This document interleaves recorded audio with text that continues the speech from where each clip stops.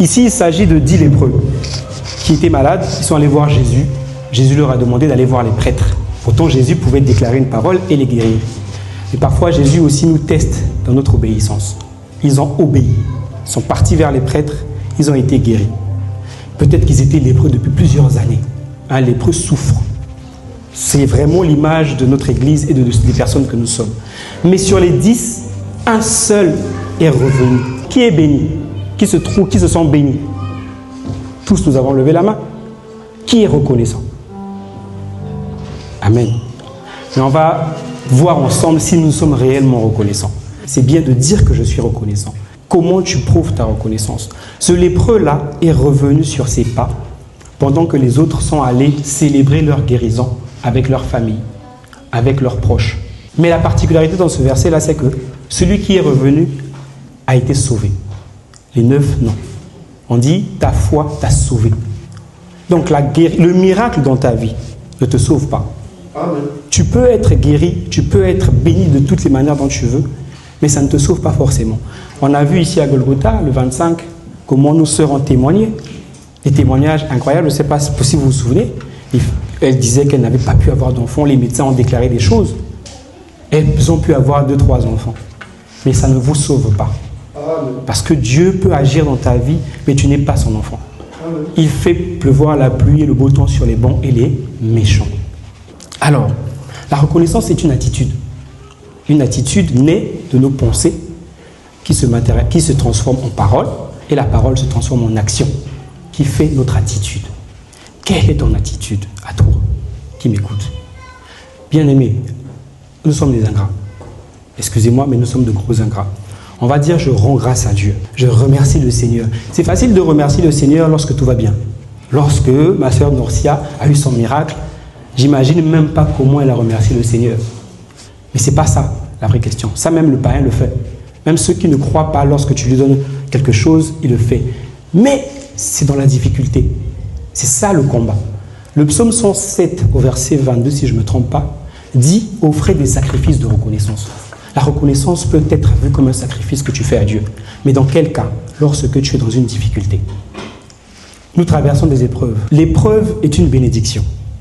Voilà pourquoi il faut absolument que tu remercies le Seigneur dans l'épreuve dans laquelle tu es. Pourquoi? L'épreuve te donne une expérience qui te transforme en témoignage afin de bénir l'autre qui est dans la même situation. Les épreuves que moi je traverse, même le frère Jean-Bruno qui est notre berger, ne connaît pas ça. Peut-être n'a jamais connu ça. Donc j'ai une expérience que lui ne connaît pas. Si par exemple moi j'ai eu du mal à avoir un enfant et lui il a eu des enfants facilement, ce qui est banal pour lui est peut-être ma bénédiction. Donc il faut absolument être reconnaissant parce que la reconnaissance est une vitamine pour notre vie spirituelle. C'est important. Mais comment être reconnaissant? On est là, on dit oui, moi je rends grâce à Dieu. On parle d'action de grâce.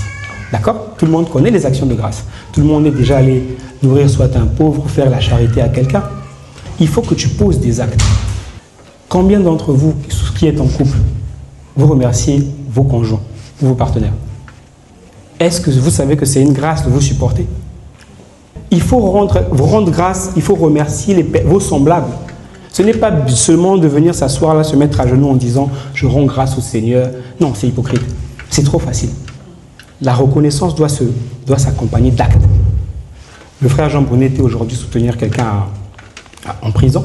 C'est ça, les actes de reconnaissance à Dieu.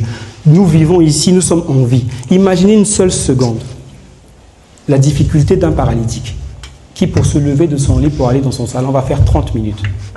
Mais toi, tu sursautes, en 2 secondes, tu es dans ta salle de bain. Rien que ça doit te faire prendre conscience que tu as une grâce que tu n'as pas méritée.